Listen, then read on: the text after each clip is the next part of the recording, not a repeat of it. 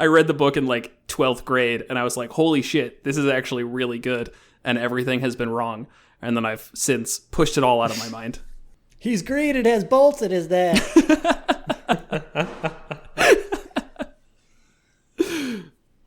Well, that actually would be kind of funny, though, if you did like make a green-skinned orc. Oh, yeah. With a flat-top haircut, and they had to bolt his neck back together. Right, and there's just like not even trying to hide it at all. Except for the scientist, who of course is just like, no, that's not a flesh golem. What are you talking about? That's my friend. I call him Frank. Franken's monster. Franken's monster. Igor, take Frank somewhere else. The adventures are getting suspicious. Welcome to Monsters Multiclass, your Dungeons & Dragons fix. I'm Kevin Odie. I'm Jared Bornigal. And I'm Will Melvin. And we'll be hanging out with you for a while to talk about anything and everything D&D related. This episode, we're taking a look at the Artificer Barbarian Multiclass, and then later on, Golems from the Monster Manual. So pull up a chair and stick around for a while.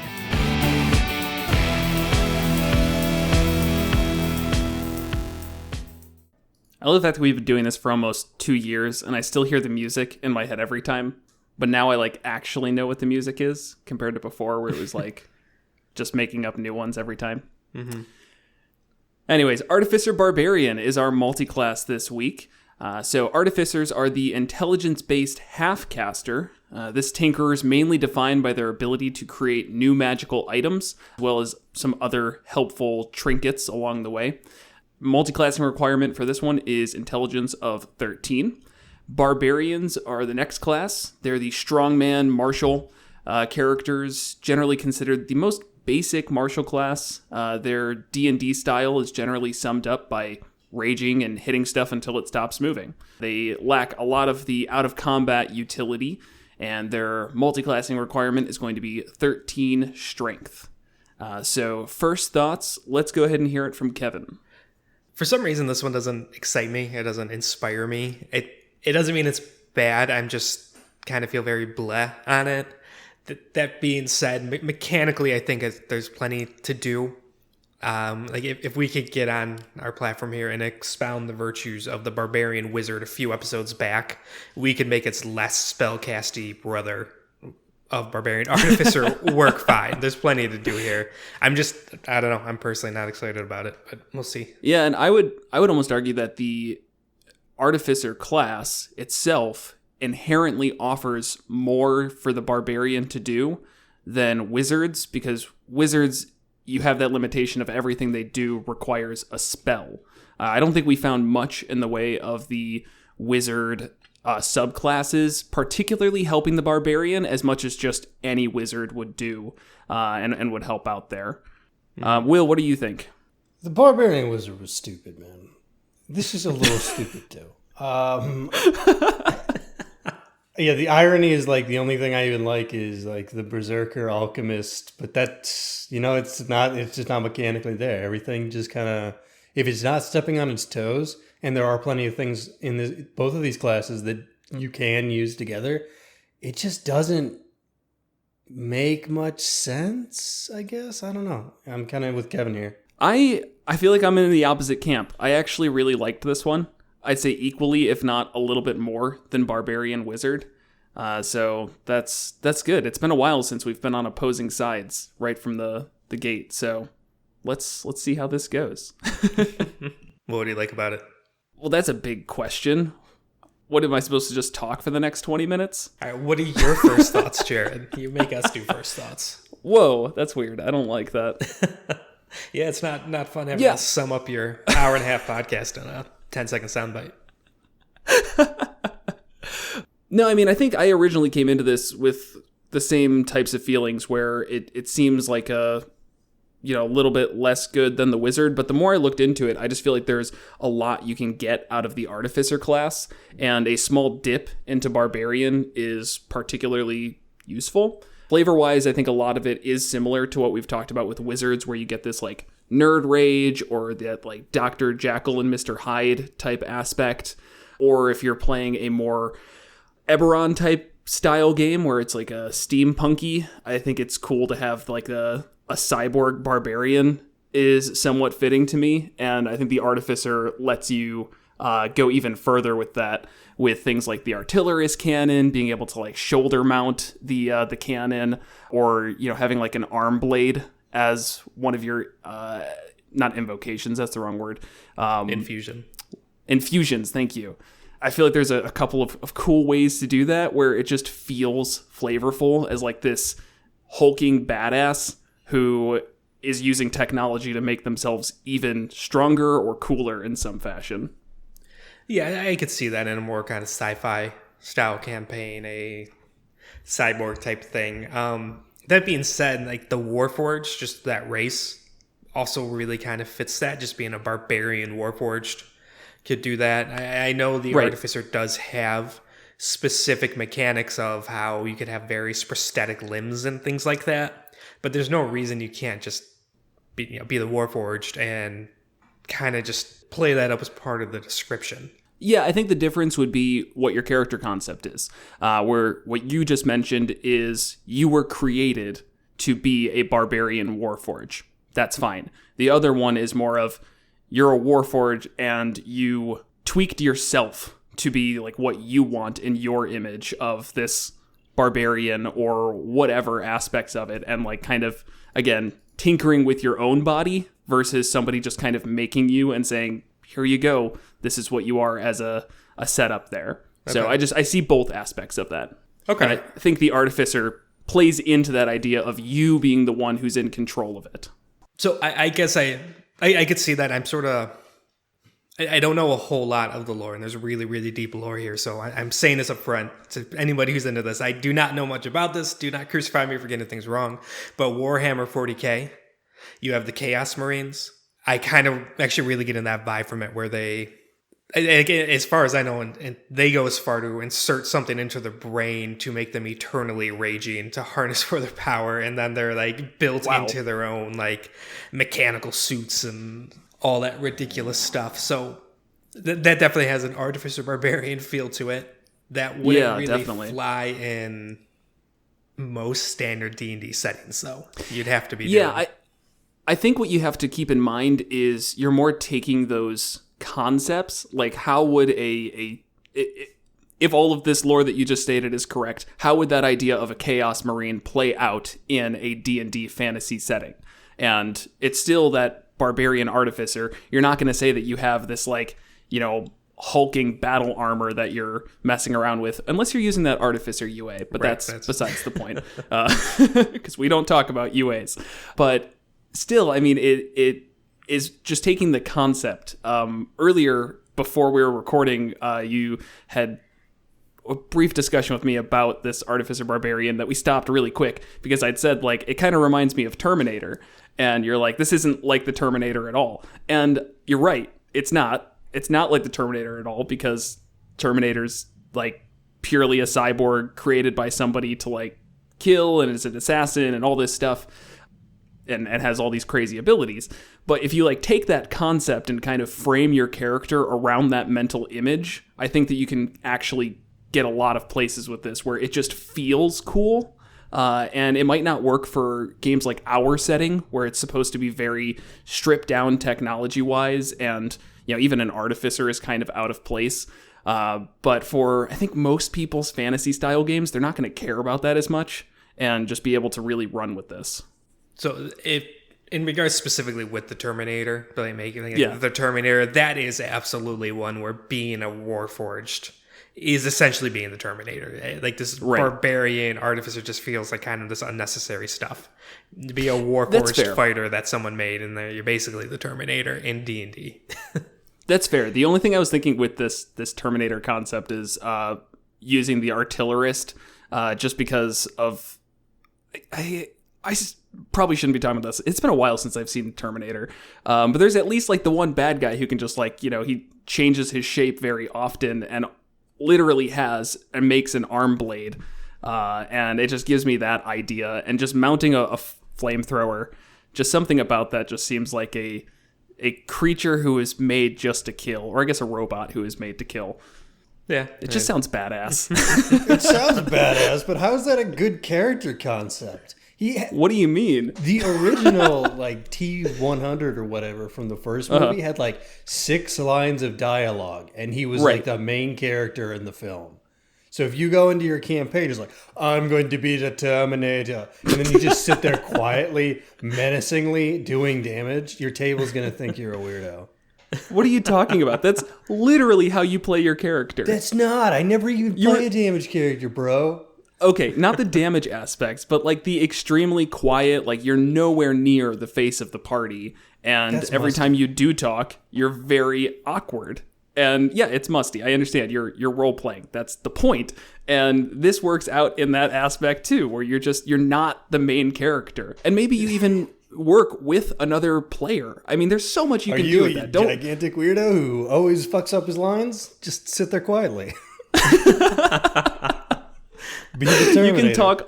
You can talk a little bit, but when you talk, you're extremely low on charisma, and maybe you sound like an absolute lunatic. That's totally fine. And I was saying, maybe you work with another character where it's like your job to escort them somewhere. Some people don't want to have the characters that are the center of attention, and this is an instance where you definitely can be kind of a background character. If you want to do that. Again, that's like very specific around the Terminator concept. There's still other ways you can play a Barbarian Artificer. No, that's it, man. That is the official Monsters Multiclass Barbarian Artificer. You have to be the awkward Terminator. This is the first character concept where you need 2 player characters just to even play it out. It's you, the Artificer Barbarian, and some like young, scrappy halfling/human rogue of some sort.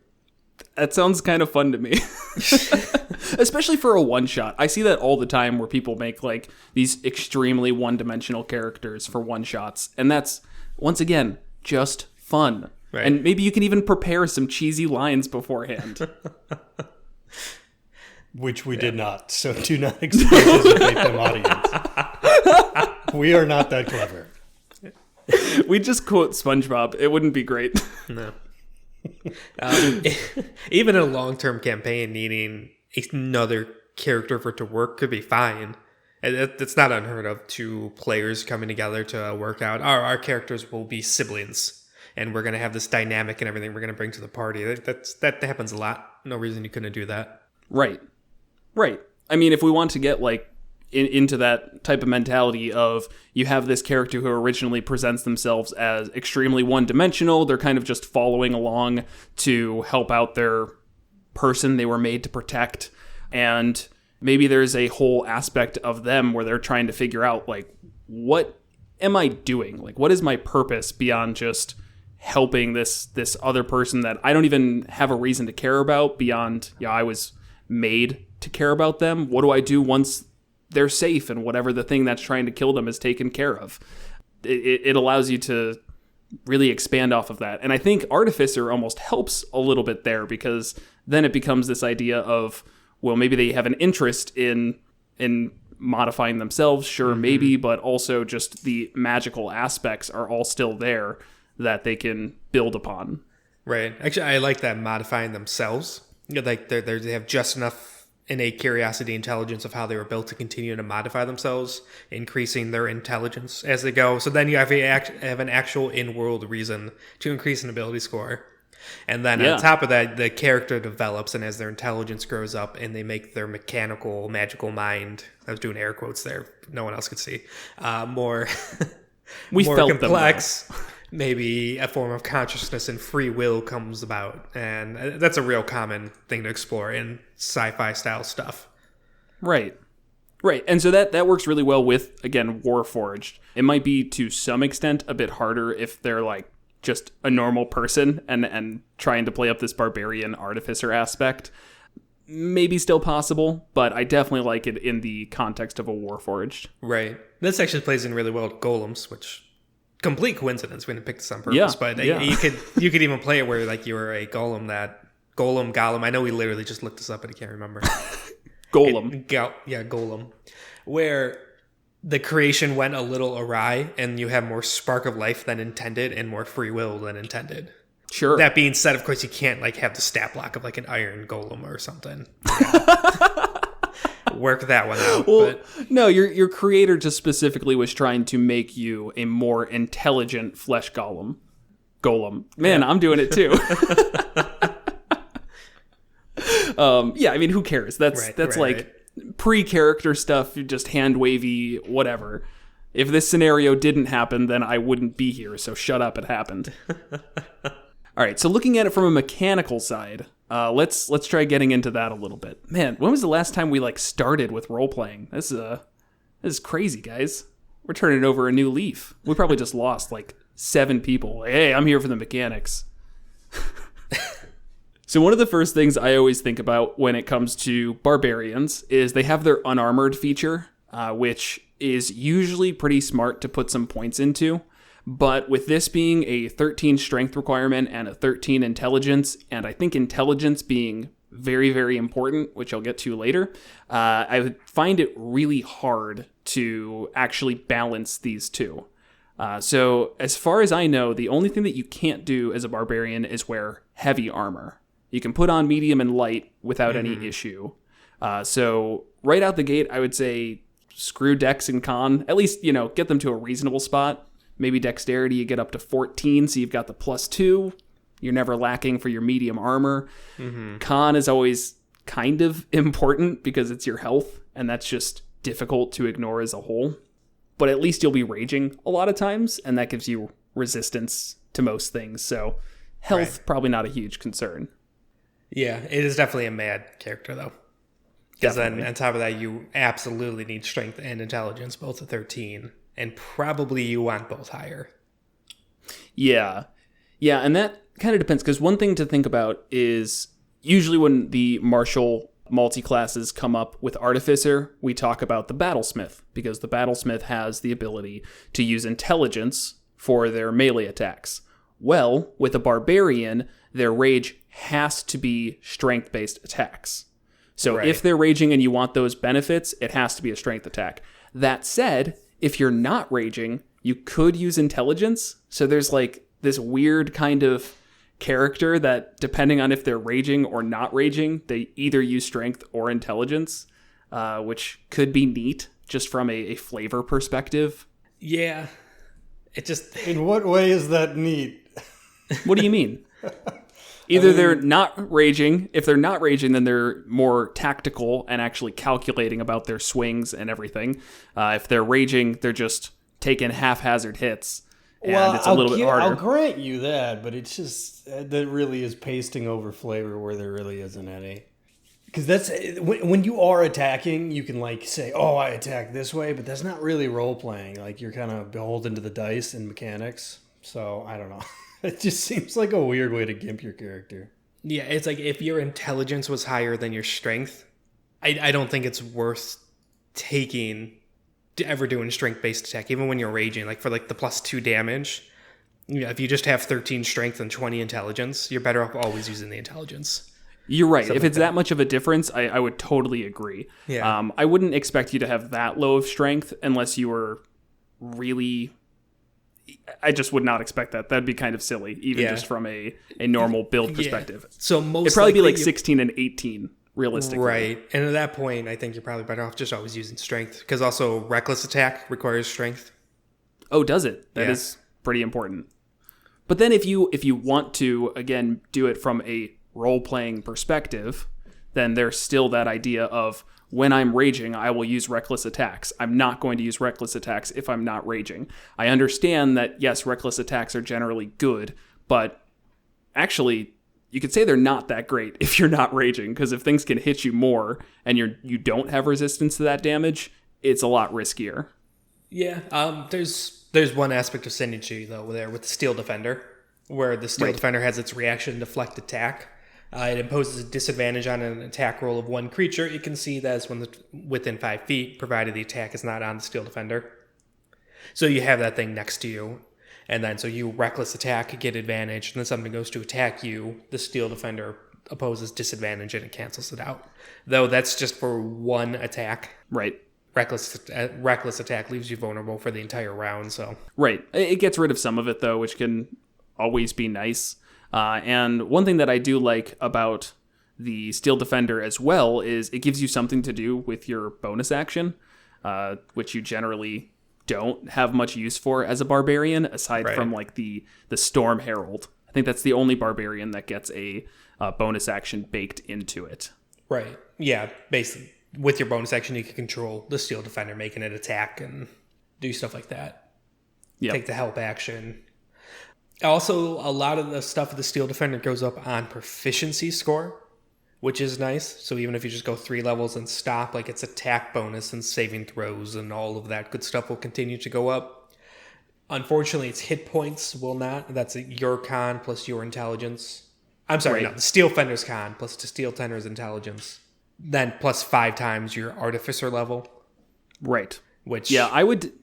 Yeah, that can hurt you if you're trying to go more into Barbarian. But I think that if you were going into Steel Defender, or the Battlesmith, you're going to focus Artificer more because at level 5 you're going to have some overlap otherwise, where Barbarians get the extra attack and you get the extra attack with Battlesmith at level 5. I would definitely be focusing on that, because a 3-level dip into Barbarian, I won't say you get everything you need, but you get a lot of it. You get, I think, 2 rages per day. 3 right out the gate then at level 3. And then you get your plus 2 damage. That doesn't go up until level 9 anyways, so it can be kind of forgotten about. 3 rages per day it's pretty good.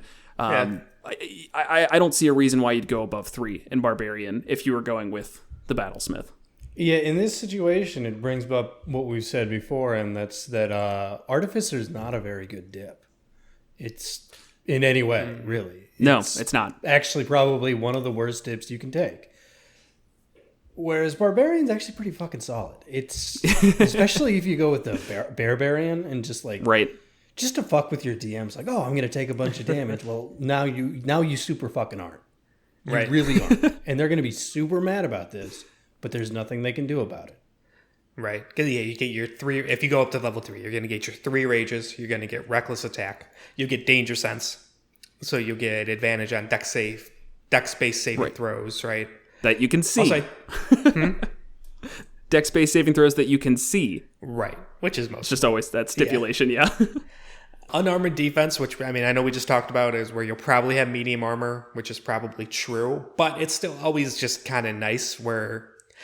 Campaigns and adventures always seem to throw in a situation where you are fighting without your gear or without your armor. So then you're not just at like 10 or 12 or whatever AC. And then your first primal path where you're saying, go totem, get the bear, and so then you have resistance on all damage. All damage except for psychic. Honestly, I think you have a lot of options there too for your 3 dip. I understand that Barbarian is of course going to be great. It always is. But I think everyone besides Berserker, because it's just not that good, and Storm Herald, because of the bonus action stuff, are all going to be at least pretty worthwhile here. So Path of the Zealot, that allows you to do just some extra damage, 1d6, plus half your Barbarian level, so that's not going to scale super well. But 1d6 extra damage while raging is pretty just darn on the good. first attack, though, right? Yeah, it's extra damage. But if you're not going further, I think you're probably better off just not. I think there's other subclass features that are better at level 3 than just That's that. fair. Like Ancestral. That's right. Yeah, you get the protectors where when you're raging, you can stick your ancestors on them, and then if they attack someone else, they get disadvantage, and that creature has resistance to the attack and stuff like that. Is that okay? It's 3rd level ability. The Ancestral Protectors is while you're raging, first creature you hit with an attack on your turn. That's right. You said their ancestors are like sicked on them, and that hinders their attacks. They have to attack you then. Yeah. Or they get disadvantage. Yeah. Or I guess there's a lot of fun ways to flavor that. There is, yeah. It might be hard if you're a Warforged, that's for sure. Yeah, I mean, you could strip the flavor out of it and go, when you go to attack them, like this magic bursts out of you and like sticks to them. And I'm kind of picturing like, or Metroids from the Metroid games. Yeah. The little brain floating things, and they sucker onto you and you have to slow you down. Stuff like that. Yeah, definitely agree. That could be pretty cool. And definitely worth a 3-level dip And, well, I mean, obviously all of the other stuff, but it's worth taking that as your subclass. Right. Oh, or if you could really just lean into the Warforged and go super silly with it. It's like my Warforged ancestors. Here's hunks of rock and raw ore. Just like pelting you if you go to attack something else. Oh my gosh. And then for the Totem Warriors, I also really like the Wolf one. And that's where if you're raging, your friends have advantage on melee attack rolls against any creature within 5 feet of you. That's also really good. And that's not as good as Barbarian just because, as we've talked about, it's just not. But it's still really good. It's just different. Yeah, I don't know okay, if I would say that's it's fair, not that's as fair. good. I just feel like anytime I try and talk to somebody about Barbarian, they're like, well, you have to do a Barbarian. And it's like, Nah, the There's- wolf Yeah, no, is definitely overlooked. We say that like they're the same, but it's like it's not. This is objectively the inferior child, but it's still good. yeah, and depending on the party makeup, it's very possible that you don't even have a friend within who's also in melee striking distance. So compared to the Barbarian where there's no stipulations, it Right, just that's- is good every time. The wolf goes well with the steel defender though, where you would theoretically always have your buddy with you. Yeah. Right. I wouldn't be too concerned about giving that thing advantage on attacks, though, just because they're not that strong. Yeah, and that's the issue. That I mean, it Right. seems that's the one that I kind of liked is like a barbarian and his dog, but it's just if you steel aren't dog. really committing to it, it's not very good. You know, I don't know. I guess End of story. to some extent, I don't know if I want to take that back a little bit because I just talked about how an extra D6 per turn would be pretty useful. And here we're talking about an extra 1d8 that has advantage, a chance to crit, and then it's plus whatever your proficiency bonus starts is. at I plus think. 2 and then goes up. Right. So, you know, I take that back. I think that actually is pretty good, and that would be a really cool way to go wolf. I don't know how you mix those two, that you're like, it's you and your cyber wolf buddy. But Yes. something about that End of- sounds end of interesting. story. I think. I mean, you're a Warforged, and so you have a Warforged wolf, and you're like take on the packed leader in this sort of mechanical, twisted sense of nature. I don't know. I like You can it. make it work. I There's like a it. lot of Yeah. kind of cool, flavorful stuff. Also, if you go all the way to 9 in Artificer, you get Arcane Jolt, which you can apply to the Steel Defender's attack. Right. And that brings up my next point, which is how important intelligence is for this build. Because I do think that Artificer is going to be your better bet to go further into than Barbarian. And so much of the Artificer's abilities rely on intelligence. The first being the obvious, it's spellcasting. I don't know how much spellcasting you're going to be doing. There's not a ton of options like there is with Wizard, where you get Right. all of these amazing non-concentration spells that you can start combat off with.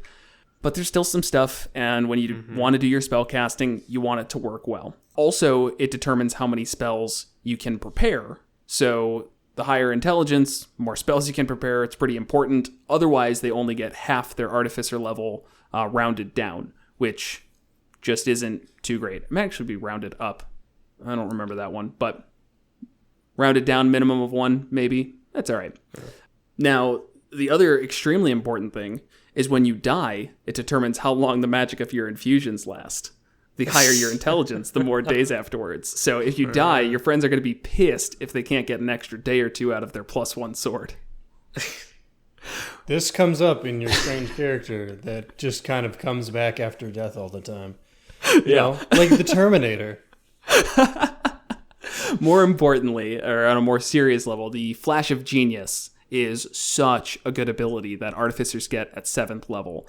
Having a low int mod would make that much less useful, because you get to add your intelligence modifier to an ability an ability check or a saving throw, and you get to do that up to your intelligence modifier per long rest. So if that int mod is only at +3, you're only adding +3 3 times a day, instead of if it's at 5, you're adding +5 5 times a day. So much more useful, pretty important there. Yeah, and that goes back, all of this goes back to what we open up the conversation with Battlesmith about, is that just kind of messiness about wanting your intelligence to be high and take advantage of the Battlesmith's ability to use intelligence But then you have a bunch of Barbarian features which no longer work because you're not using strength. And and that's fair. It's still worth it. Right. At the same time, Flash of Genius at least gives you some out-of-combat utility, which won't matter whether or not you're raging. I do think that you can get away with this with Strength and Intelligence being your two main ones.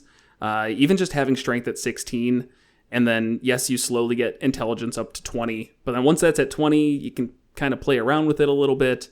I don't know. I still feel like there's some benefit to just, again, this idea of when you rage, you use Strength attacks. When you're not raging, you use Intelligence. It still seems useful. And even more, if you're doing this, you still can use your Flash of Genius in combat while you're raging. Right. So that's a different type of in-combat utility. I just like it, and I don't care about the +1 or +2 difference. Yeah, that's fair. I still just think you'd end up drifting one way, only ever using Intelligence or only ever using Strength. And then it's just kind of... Yeah, no, your choice gets more made for you as you progress. Because that like minor difference becomes a major difference over the course of leveling up. At most, it's going to be 1 or 2 points. 1 or 2. Yeah, because 1 or 2. You're going to start with probably 16 in Strength, and you're going to start with a 16 in Intelligence. If you're min-maxing this correctly, that is. And then you just play it from there. I mean, I guess I don't find that too extremely difficult. I would resist going there. I don't know. 16 strength, 16 intelligence, what do you get out of that? And the answer is not a whole lot. You get a nice middle of the road. you take some of the min, you take some of the max, you mix them together, and you get, you're all right in a lot of different situations. Mead maxing. Yes. Do everything in your power to make sure that your power creep doesn't get out of hand. Yes. And again, I think it really would be a lot from a flavor perspective, and that ability to use your reckless attacks. I mean, if you're giving yourself advantage on it, and your damage is going to come out the same because you're raging, I feel like that it eliminates the care about the +2 difference if you use your Intelligence, because you're getting... What's the math thing for advantage is basically +5. +5. Right. Mm-hmm. So, I mean, in that sense, no, you are absolutely right. It is always going to be in your back pocket. Right, and you get resistance to all damage. I mean, or to physical damage, not all damage, unless you're a Barbarian. So, I feel like it's two different styles of play. I get what you're saying, where you might drift towards one more or one class more, or fighting style, but they're both still there, and the ability to just have most damage that's incoming will definitely be a push over into that direction of maybe I don't care if I hit as much. And if we can't agree on it, that's fine. I think this... I guess the argument, though, is like there's no reason you can't attack with your Intelligence while you're raging. So right, unless you want to reckless attack. Unless you want a reckless attack. Your primary advantage really does come down to, you got your resistance, just stick to 14 strength or whatever. I don't know. Yeah, I mean, and then you lose the plus damage to raging, where at level 1, until level 9, as you said, it's only +2. So if it's a 16 and 18, it just puts on an equal footing in terms of +2 damage with a lesser to attack. Unless you're going reckless, then you get the advantage, and that makes up for it. Right, so it basically is only worthwhile if you are reckless attacking. Right. From a numbers perspective. Also does really fit flavor-wise. You're usually the meticulous, careful, and then it's like, I'm going to reckless attack, and it's just a... I said that earlier, and Will's like, actually, wait, that's stupid. You didn't say right. You said when you're raging versus not, and it's the same flavor. Whatever. Okay. That's fine. I'll take that. I'll take that as a win. No, you're still wrong, but I mean... So the next aspect of Intelligence is at level 11. We're definitely getting up higher in the leveling of Artificer here, but the item spell storing is not just good, it's arguably broken. And if I understand it correctly, it gets around the Barbarian's inability to cast spells while raging, because the specific wording of the spell storing item is, while holding the object, a creature can take an action to produce the spell's effect from it, using your spellcasting ability modifier. It doesn't say that you're casting the spell. Any thoughts on that one? I guess. Because usually it says the person holding it or whatever it is says they cast the spell, but it's saying that you can produce the effects of the spell with an action, not you cast the spell as an action. Yeah, other than the concentration requirement, I mean, right. It seems to be the case where you could use these while you're raging. Okay. And that fits flavor-wise, I guess, too? Kind of, yeah. It's like you're preparing yourself for when you can't think straight to cast spells. And that still lets you fill it up with your 10 cure wounds per day, or if you're the artillerist, fill it with your scorching rays. And worst comes to worst, if this doesn't work out from a rules perspective, there's still the spell storing item is amazing, and you just give it to somebody else. You say, hey, hold on to this while I lose my shit. Yeah, best I could tell, I just did a real quick Google, and I just saw someone else also mention, like, yeah, even barbarians could use it while raging. And then, like, a couple, this is not specific to this multi-class, but you can't counterspell it either. Oh, right. You're not casting the spell, it just comes into effect. Yeah. So that takes a while to get online. Again, we're talking about 14th level at the minimum if you're going into Battlesmith. 16th level, most likely to be like fully optimized to have those 2 attacks with Barbarian, so level 5, and then level 11 are Artificer, so that's level 16. Right. It's pretty late in the game, but it's definitely something to be like excited for. Yeah. Also, I think spell storing item gets around the need for material components. I don't know which ones are even going to be. Yeah, I guess since it's only first or second level, but I don't know. Does Lesser Restoration take any components? I'm not sure. We don't just know that off the top of our heads, guys. Come on. You mean cost components? Because I don't Right. think that even comes up. I don't think it does for Lesser. No, it does not. It doesn't have material components at all, actually. Just verbal and semantic. Oh. Semantic. Is that right? I think I'm just arguing semantics, not somatic. Somatic, thank you. It's like I'm losing my mind here. Semantic components. You need semantic I love it. components. Very particular. I mean, level 14 with Battlesmith, I think that feels obtainable, and that would be kind of a nice. That's like the usual capstone area for most campaigns. Maybe it goes further, but either way, I would not feel like I'm getting a bad 11th level ability at level 14. No, definitely not. I like it. Right. Being able to cure wounds while raging is pretty nice. Or again, you couldn't do Scorching Ray with the Battlesmith, but what spells does the combat-y ones? Yeah. Oh, shield. Interestingly enough. Shield, branding, smite. Yeah, that's concentration. That wouldn't work. Yeah, that's the issue. Right. So shield 10 times a day. That actually would be kind of nice. That would be a unique thing to keep in your arsenal as a raging, damage-resistant barbarian, just to like really put the screws to a DM. Yeah. But also, he can cast shield. you can't put shield in there. It requires a spell that takes 1 action to cast. Oh, yes. And then it takes your action to reproduce the effect. Okay. Yeah, you're right. That's good catch. Also, okay, so let's say you do a damage spell. You're raging, and you do a damage spell out of there. Does that count to keep your rage going?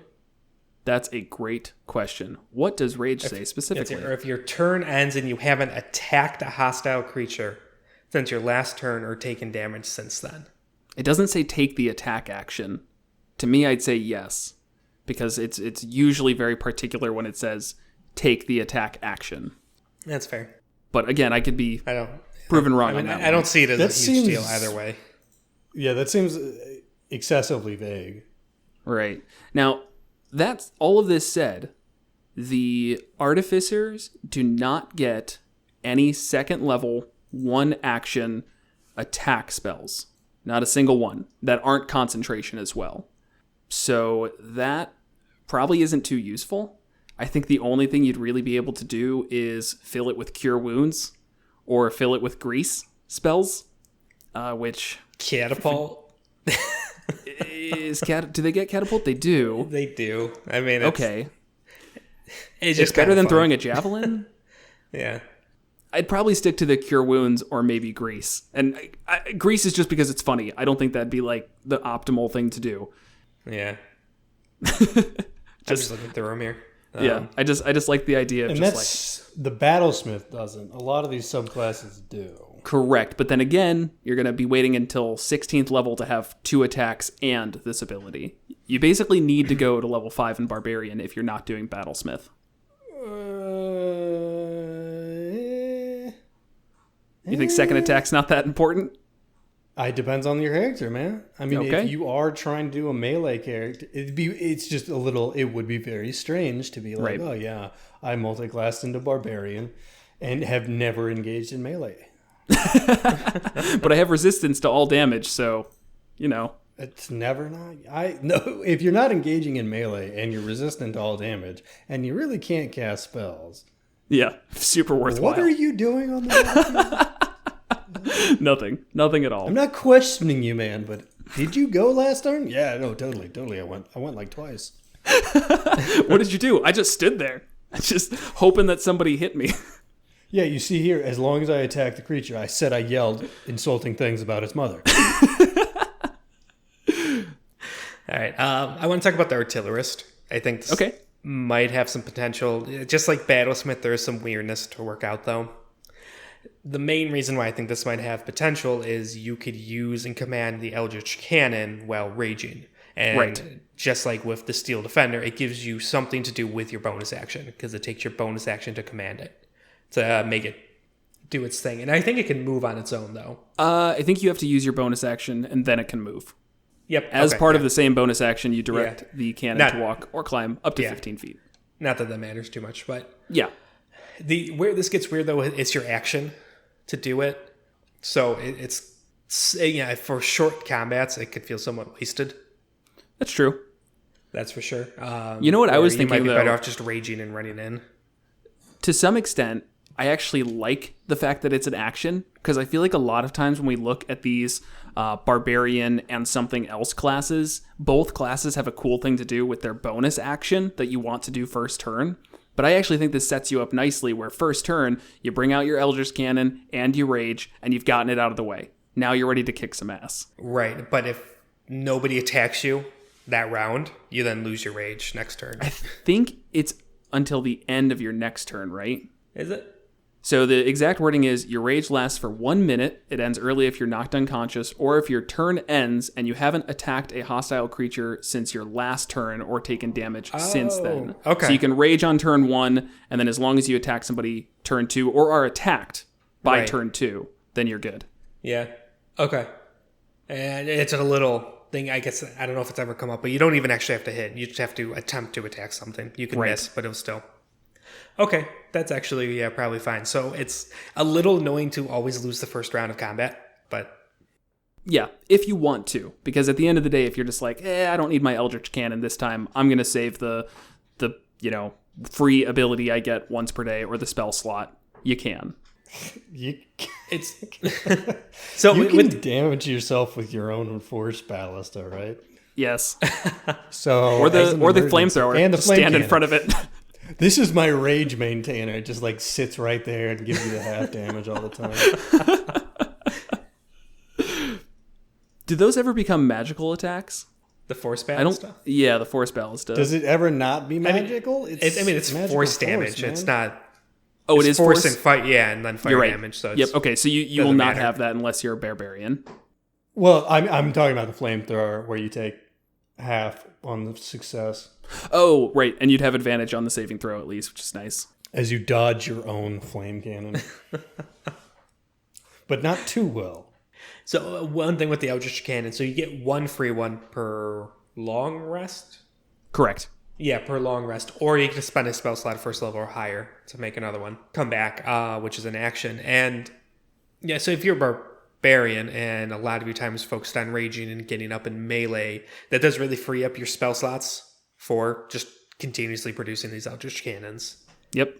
Yeah, I could actually see a 3-level dip into Artillerist from a Barbarian. Mm-hmm. That's the one 3-level dip I would justify, because you're getting that Eldritch Cannon and you've got 3 spell slots at first level, so you basically get 4 uses of your Eldritch Cannon a day, and that seems like a pretty useful amount. Right, especially when it lasts an hour if it's not getting killed. Yeah, especially on like a dungeon crawl. You know, for like traveling and stuff, like a random encounter of the day, it's a little annoying because those are often going to be quick encounters where you might feel like you really are wasting your first round. And then you do it for one encounter. But if like you're dungeon crawling where it's encounter after encounter after encounter, that 1 hour uptime is going to probably get you through a couple. Especially because when you really start working out the math, most D&D encounters last like 45 seconds. Right. Let's not discount the Protector. Yep. Which I think fits the Terminator idea really well. Only because of the Arnold Schwarzenegger one where he's specifically protecting the kid. So it's like if like you have the second one where he yes. switches to be the good guy. Spoiler alerts. Came out in like 92 or something. One of the most famous movies of all time. Yeah, spoilers. Man, I haven't watched those in so long. I mean, it literally only fits because the word's there and he's similar in the film. Well, just that idea again of just stop being focused on the actual Terminator and take the concept of the Terminator. I can't. You know I can't. I have a condition. Yeah. I have to bring up Arnold Schwarzenegger movies.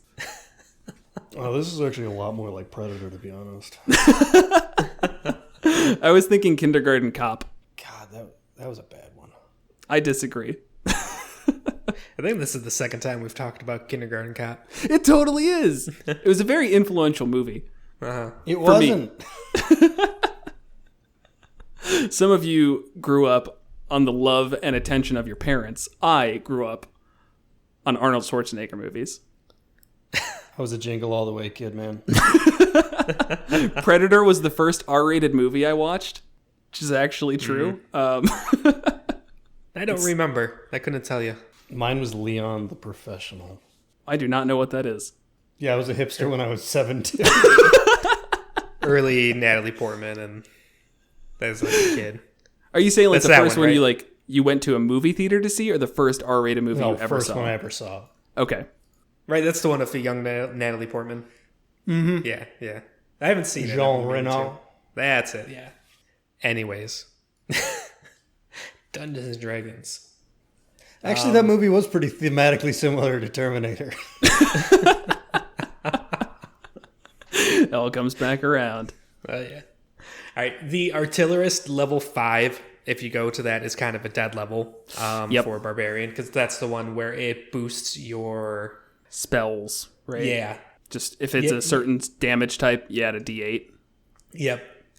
Which, I don't know. I guess if you're kind of going for that versatile character where sometimes you're up in melee and whacking things and then other times you stay back and cast your spells, that's okay. But it feels a little wasteful because then you would want to go 5 in each. Right. To get extra attack, and I think you're probably better off specializing and committing.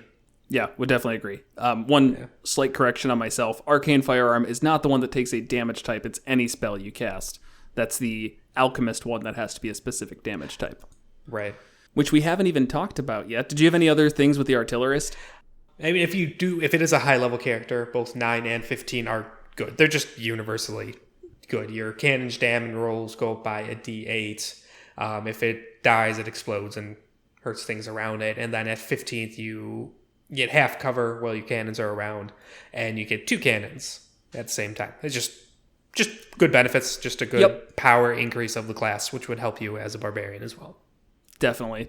The only thing that would be a bummer is, as you said, if you had to go 5 and 5 for the second attack, and then you might not be using the spell casting one too much, but it's there when you do use it.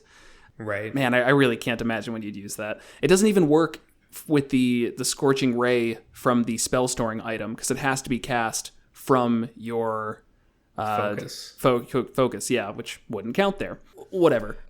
Yeah, I definitely like the idea of just like a right out the gate level 20 character for whatever reason. Total theory crafting of 5 Barbarian, 15 Artillerist. Love it. That'd be nice, yeah. Yeah, because then you get all the chemical, or not chemical mastery. I scrolled up already. The fortified position and explosive cannons. Yeah. Yep. But like the climb to get there, not worth it. Right. Yeah, I mean, this is another one, though, where just the 3-level dip into Barbarian to get the Rage and Reckless Attack and Danger Sense on your first Primal Path. And then the rest into this could be okay. But again, that 5th level Artillerist ability is going to feel wasted unless you really are trying to... I mean, I guess with only 3 rages a day, you probably will be going back and forth based on what the encounter calls for. Well, and only 1 attack. If you're only a 3-level dip in Barbarian, you're not getting your second attack. Yeah. Which is going to hurt you a lot. I think long term, at least. Yeah, that's very true. So it just becomes difficult to justify. I could see it. I don't think you're going to be like the worst character ever made if you don't have a second attack, but martial characters, if you're focusing on it at all, they're balanced around having that second attack. Yeah. No, you're absolutely right on that. If you aren't taking the second attack, your attack becomes the novelty very, very rapidly. Right, like the clerics, where we've talked about that before. And even they have that bonus, but it really is kind of a novelty. Right. I thought I was going to find a saving grace with Booming Blade, but Artificers do not get Booming Blade. No. Which I find very surprising, actually, but they don't, so. Thankfully. Let's keep Booming Blade to, like, 1 class. Just wizards. Anyone else who can get it, don't like it. Yeah. Same with Green Flame Blade. Like, yeah, those 2 things could be a saving grace to not getting 2 attacks, but... All you have to do is just take 1 level. 1 level in wizard. Those spells you'd have the intelligence. Fucking work with multiclassing. They should be like everything new they added this game. The rules should be like, if you multiclass and you try this, you explode. Just real quick, DM in case will anyone's describe your horrible death. If anyone's not familiar, Booming Blade is a cantrip. As part of casting it, never mind. You can't do that while raging. No. So it's a moot point. But still go with it. You started. Yeah, if as part of casting it, you make a melee attack. If it hits, things are sheathed in, like you do the normal effects of a melee attack, and then the thing's sheathed in energy, and if it moves from its space before the end of your next turn or something like that, it takes a d8 damage. And then at level 5, as all cantrips level up, if it hits, in addition to your normal melee attack damage, it also does a d8, and then the movement damage becomes 2d8, and it keeps going up from there. So it's a little bit behind an extra attack because you don't get your strength or dex added to that d8, but it does help keep you more in line if you just do that every time. And then it has that nice rider of every single time you hit something, it's locked down. Otherwise, it takes an additional 2d8 damage. Right. But then you found when you were playing the Paladin Rogue recently that you basically went straight for the second attack almost every time once you got it. Yeah, once I had it, yes, because it's not an all or nothing Booming Blade. If you go that route, I mean, you hit and do everything, or you miss and do nothing. Where if extra attack, it's split more, which that alone will make the average damage higher. Right. And then in addition, if both hit, it is still greater damage, just because you get your weapon damage, which was a d8 anyways, plus, in my case, dex both times. Right. I think there was the occasional random situation where I would use it because I really wanted to lock something down, but... Yeah, and that's what it became, which is a totally fine way to have Booming Blade. It's what Booming Blade really should be about, is, hey, I need to lock this creature down, or for Green Flame Blade, there are 2 creatures right next to each other, and it makes sense for me to do this damage. Will and I feel like we've yelled about this on the show before, but I'm just not a big fan of Booming Blade replacing your main attack every single time. It just seems wrong. Right. It's real powerful with rogues, but like Arcane Tricksters just get it. It's not even multi-class shenanigans. Yeah. Yep. They just get it. And then so that's like kind of perfect. It just really doubles down on the rogues all or nothing, but because then it triggers sneak attack. Yeah. Yeah, which that one I guess I don't mind as much. That it's whatever. That's a different conversation for a different day. Or same conversation that we've already had before. Right. That's a lot less applicable to the topic at hand. Because you can't do it as a barbarian and you don't get it as an artificer. So right. You probably aren't going to be using it that often. It's my show. We'll talk about what we want to. Our show. I should have said. I say when I say that, I mean it's our show. It's not my show. In no ways do I think that. It's our nausea. Is that a pregnancy joke? It was Arrested Development.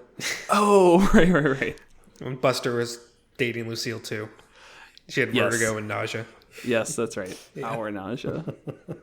Jeez. All right. I just wanted to bring up Arrested Development because I haven't watched it in a while. Anyways, Alchemist. It sucks for this.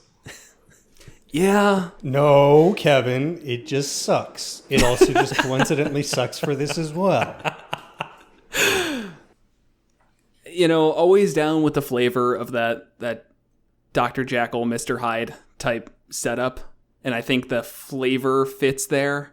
What are you going to get out of it, though? What benefit? Nothing. What do you get out of it that you couldn't just play with that character using the other two subclasses? Exactly. I was going to say, you could get that flavor of like you induce rage by injecting yourself or drinking a potion without being the alchemist.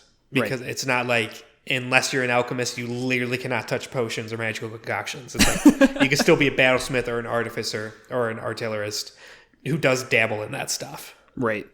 Just for the sake of flavor. Right. Or they they just have their one specific serum where it doesn't even have to be that they I like potions. It's just like, no, I've got my one potion that makes me rage. Great. Yeah. You don't need to go into an entire subclass that destroys you as a character just for that. Yeah, so you get the experimental elixirs, which basically have absolutely nothing to do with being a barbarian. Right. I know we talked about these at length with Trant Monk. He hates them. I think you guys hate them. I like them a bit more. I want to like just them. For out of combat, it's like, okay, there could be some uses. Like when it works, like it's when you have this situation that's a real head scratcher, and it's like, oh wait, I got an experimental elixir for this. It's like having a really versatile first level spell. Yeah, because it can do like a bunch of different things. So that I like. Yeah, and you get one for free, which is random. You roll for it, or you could expend a spell slot and pick. Right. But that has nothing to do with being a barbarian. It doesn't help you be a barbarian in any way, shape, or form, other than you could drink one while raging. So, and you get 2d4 plus your intelligence of healing or swiftness or something like that. But I'm pretty sure it's a whole action to drink it, isn't it? Yes. Yeah. Yes, it is. Yeah, as an action. So it's then at level 5, the alchemical savant. If you do acid, fire, necrotic, or poison damage, you get a bonus to your intelligence modifier to it. Which, again, it's not going to help at all with being a barbarian. Nope. Not even a little. Hold on. Okay. Actually, the Zealot Barbarian, they could do necrotic damage. At that level 3 ability, they can add the 1d6 of either necrotic or radiant, so pick necrotic. But it requires that you cast. So cast a spell. Damn it. Yeah. I hate having to read the whole thing. Okay, I just read the last sentence. The roll, rest, restore hit points, or damage. Magically with your alchemist supplies. Never mind.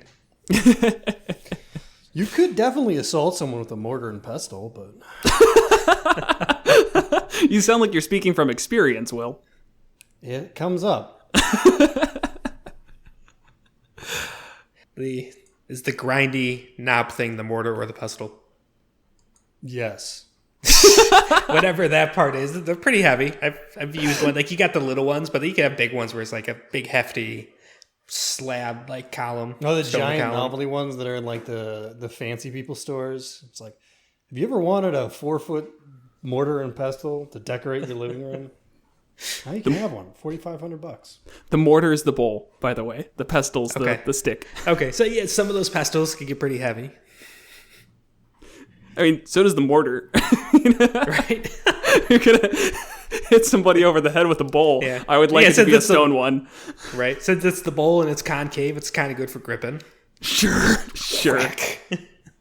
Ooh, Tavern Brawler? We'll just throw that in as well. Improvised weapons, yeah. Fuck it. You already fucked up your build. Just double down. Yeah, it's a mad class, but it's not going to improve your situation.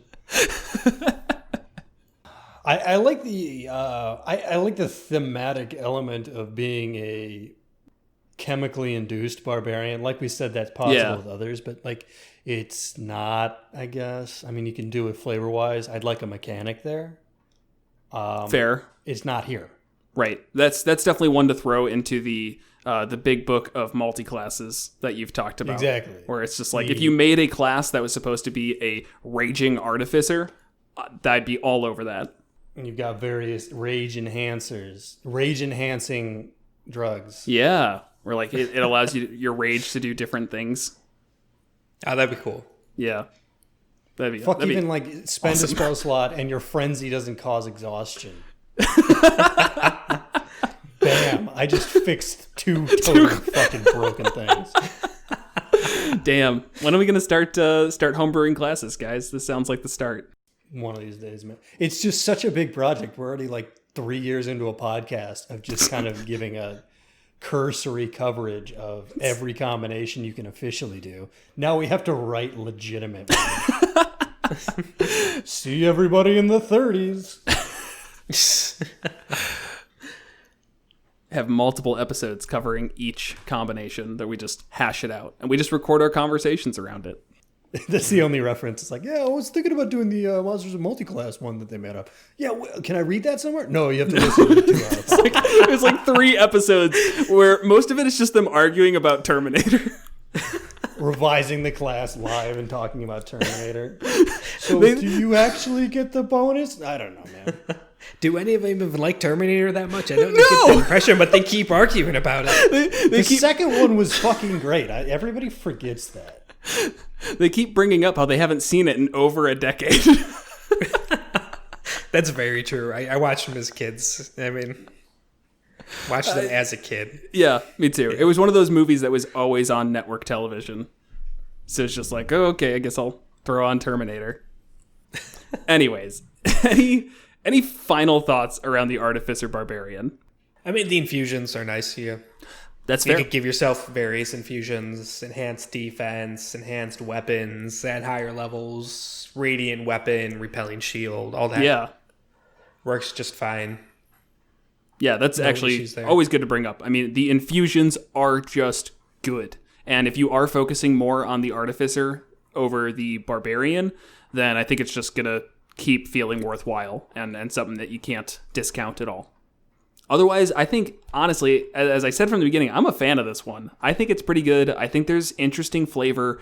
I think it is going to be a little bit mad, but not worse than the Monk Barbarian that I'm playing right now in our Swole Coast game. At least you can wear medium armor with this one. But it balances out. I think the Artificer balances out the Barbarian a good amount, where it offers this utility that normally you're not going to see with the Barbarian, and you're just going to keep smashing shit. And the ability to give a useful bonus action for 2 of these classes at least is great. Yeah, I come around onto flavor. You convinced me there. There's some cool flavor you could do. Mechanically, I'm still not sold. I think there's just too much weirdness without whatever combination you go, Battlesmith or Artillerist, with the wasted levels and their intelligence and strength or stuff like that. And I know you can make work, but like me personally, like knowing I have that weirdness in my character is just going to bug the shit out of me. I will not be able to get over it. It's not perfect. I can't look past it. My baby.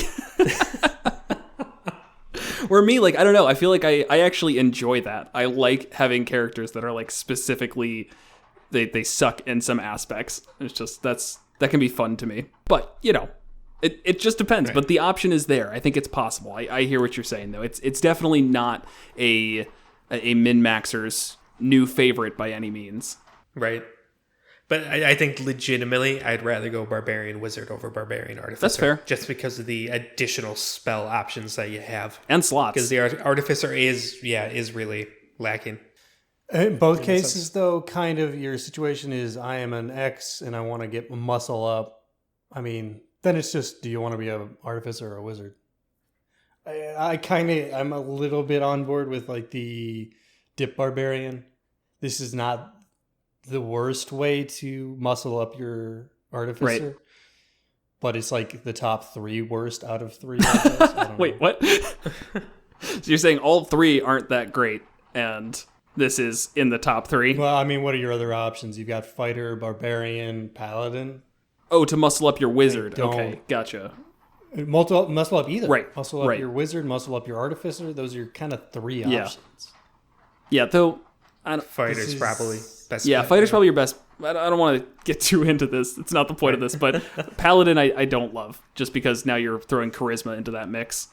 Right. Yeah, competing I'll give you spellcasting that. modifiers, competing spell lists. It gets real messy. Yeah, it's an all right way to muscle up your Artificer. Okay. Top 3. We'll take it. All right. Well, if that's everything then let's go ahead and move on to our promotional minute before we get to our Monster of the Week. If you are not yet, make sure to subscribe to our podcast wherever you get your podcasts. Those are changing every day, so Spotify, iTunes, I don't care what you use, just subscribe. Whatever it's called in it, follow us. It doesn't matter. Then follow us on Twitter. That's at monsters_multi. Subscribe to our subreddit, our Monsters of Multiclass. Find our website, monstersofmulticlass.com. Don't usually bring that up, but hey, it's there. We post everything on there. And if you really want to support us, we do have a link, which is monstersofmulticlass.com/support, where you can buy merch. You can subscribe to our Patreon, where we post show notes and occasionally miscellaneous things around there. I'm just going to start posting just random screamings, not having to deal with D&D at all. Just like an hour-long rant about how I really hate recipe websites. That's what the people come here for. And then also you can buy dice from our dice affiliate, Metallic Dice Gaming. So yeah, check that out. And they're really cool dice. They are. They're really cool dice. I have a set. They're awesome. So check that out. And yeah, I think that's it. Let's get on to our Monster of the Week, Golems. This week we'll be doing Golems from the Monster Manual. Golems are an ancient concept of the inanimate made animate through magical means. In D&D, they come in a wide range of elemental forms, generally made from earth, but sometimes from flesh. So whether you want a Frankenstein monster or an ancient temple guardian, you've got plenty of options here. They are resilient and dangerous and can often catch your party by surprise. So let's get started with the Golems. One of my favorite things is in the flavor description. It says that they're normally made out of some humble materials, It's humble materials like clay, stone, iron, flesh. Just totally normal things to make anything out of. I always describe flesh as a... What you got lying around the house is all I like to say. I really like the idea of golems as a whole, just because they have this innate just following orders of a master that gives you a billion uses of it. Any sort of intelligent creature who needs to protect something could easily throw a golem in. It's not like you need to be this ancient wizard to uncover the secrets. It's more of just, if you have the instructions, you can probably figure it out. And that aspect of it, I think, it gives you a lot of different directions to go. Either protecting something for all of time, or maybe just a creature that follows a character around because it's bonded to them. That's a weird way of putting it, but because the creator told it to, I like that. Yeah, so in terms of making these, it is actually a mechanic. You have the manual of golems in the Dungeon Master Guide that goes into it. You have different ones, the manual of clay, flesh, iron, or stone. Yeah, so like a clay golem, which is the weakest one, you spend 30 days working without an interruption with the manual, no more than 8 hours per day, and it costs you 65,000 gold. Nice. So this is definitely not just like anybody who has the book. Yeah, that's fair. And it's also within the description of golems. I'm just going to keep bouncing back and forth between golem or golem because I can never remember. It goes in to say that oftentimes, even if you have the manual and you know how to give it its spark of life, you need somebody to actually craft the form, because that's a skill to be able to mold stone or clay or iron into this type of workable form. And so you often hire like a skilled expert. Yeah, and I think that to me comes up a little more in the iron or stone aspects. Clay, I feel like a little bit less so. You can make a clay-looking person without much skill, I feel like. Oh, and also, this is classic not reading the whole description again, because, who has time for that? To decipher and use the manual, you must be spellcaster with at least 2 5th-level spell slots. Okay, so not just anybody. In fact, 9th level minimum. You actually take 66 psychic damage if you don't. Okay. I'll still say that opens it up a good amount in the sense of a ninth level spellcaster isn't unheard of in most worlds. Or I'm sorry, yeah, like a level 9 spellcaster, not somebody who can cast ninth level spells. Obviously, thank you, Wizards of the Coast, for making that very clear. So yeah, I mean, you're not just gonna like come across some bandits who have a golem with them. That would be pretty absurd. You don't think, or you do think? They can be crafted with an amulet, and if that controls them, and so the original creator could be long dead, and this golem was just inert with its amulet nearby, and the bandits happen to find it. That's perfectly fair. Or they saved up a lot of money. A lot of money. Yeah, thinking they're going to need to find it. Probably. Yeah. Weird bandit encounter, though. It's like you kill a group of relatively well-armed bandits. Well, looking through their belongings, they have 98,000 gold. They were saving for an iron golem. You know, they like already have the book, and then you just give that over to your players, and you're like, you guys want a clay golem? I was really hoping we could just ruin all encounters for the rest of time. No, I think we'll use the money for something else. No, you have to do this. That's the only reason I gave it to you. They say, yeah, an iron golem is 120 days and 100,000 gold points. Jeez, that's impressive. Yeah. And, you know, actually with that encounter I just suggested where they have the amulet, you do need to be careful of that, because any party has any idea what's going on is going to avoid the golem, kill the bandit leader who has it, and then the party has a golem. So something to watch out for as a DM. Because this isn't the type of thing... No, stop trying to ruin No. It's like, I accidentally gave my players a fun thing. That's great. Celebrate it. I disagree when it comes to these golems. They are strong. Clocking in at challenge rating 9 on the clay golem, that is going to be an absolute ruiner for just about everything you throw at it in the future. The only thing is that I think if it gets destroyed, I mean, it's just destroyed. There's no, like, way to bring it back that I know of. Right. So they will at least be somewhat protective of it. Maybe it's the type of thing that you give them in, like, before the final encounter, they're about to go fight like the big bad evil ancient dragon, and you're like, yeah, you're probably gonna need a golem on top of this, otherwise you guys are screwed. Sure, fine.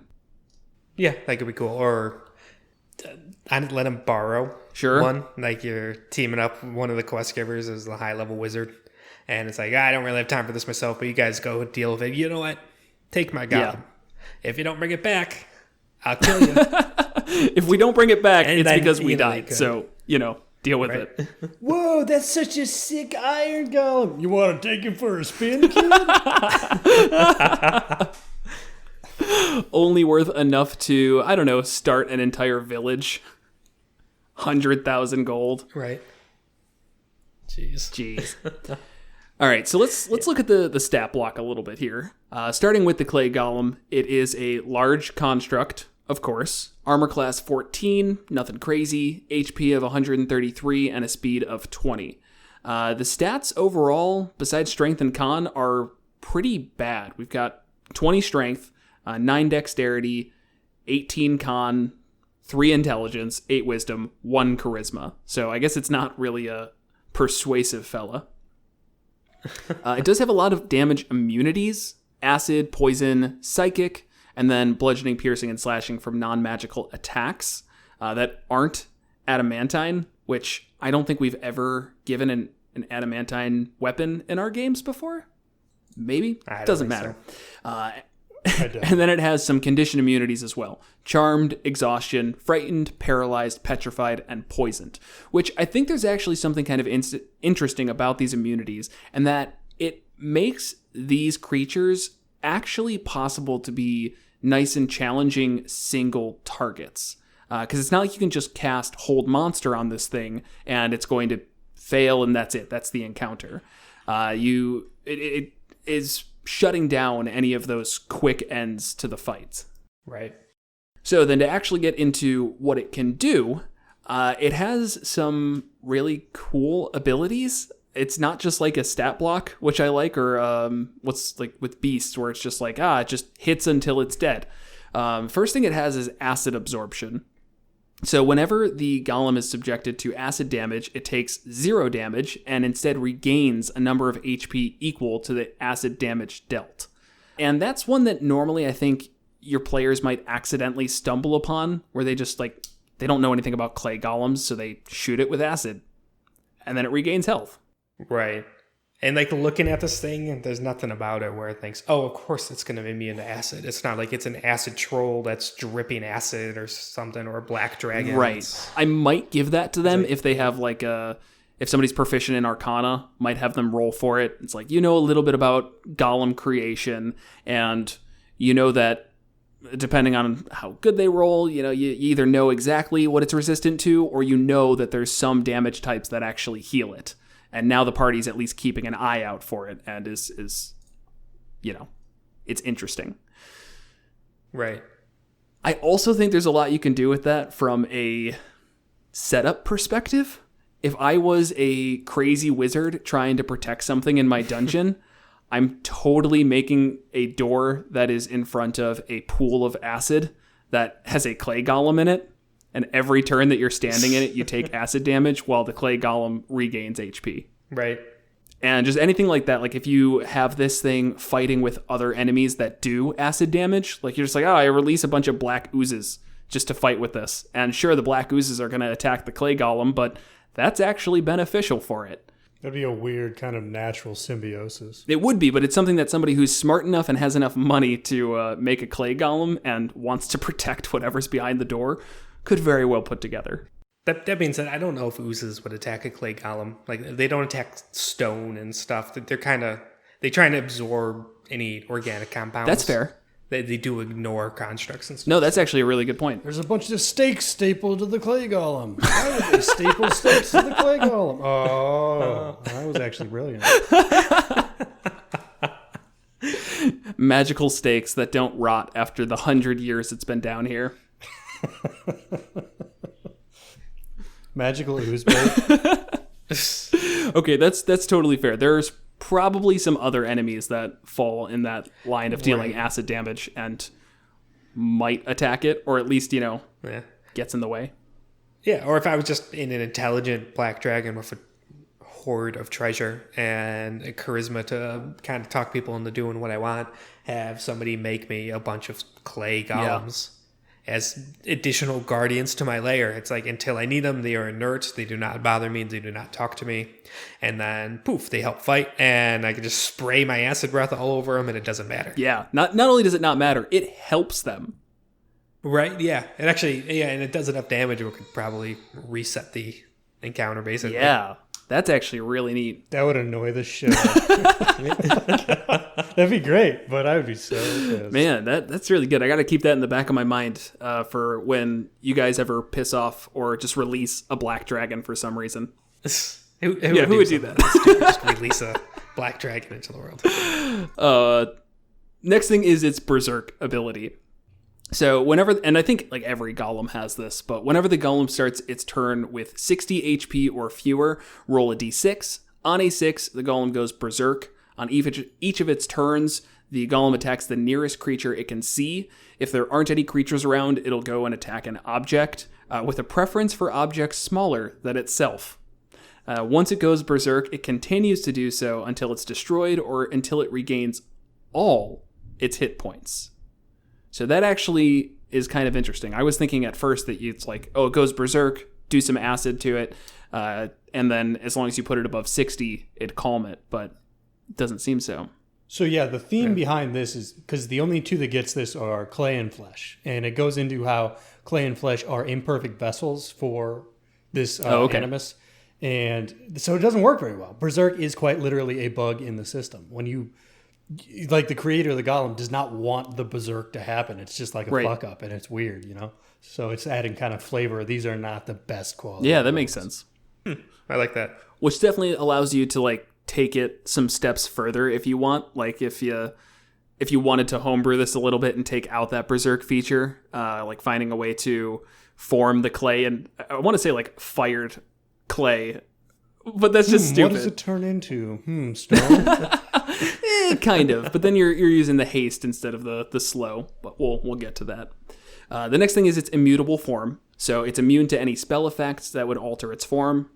That's good. Again, that idea where you can't just cast Polymorph and ruin this entire fight.